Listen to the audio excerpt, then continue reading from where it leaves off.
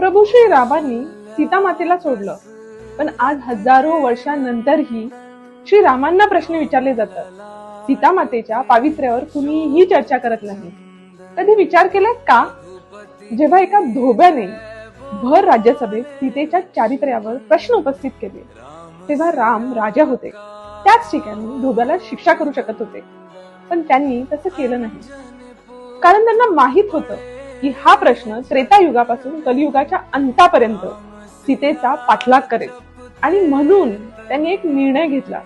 सीतेला वनात पाठवलं आणि स्वतः राजप्रसादात राहून आजन्म वल्कल घालून जमिनीवर दिसले।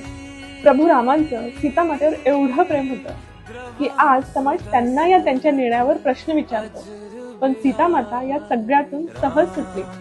माता सीतेची अग्निपरीक्षा त्रेतायुगातच संपली, पण प्रभू रामांची अग्निपरीक्षा आजही चालू आहे।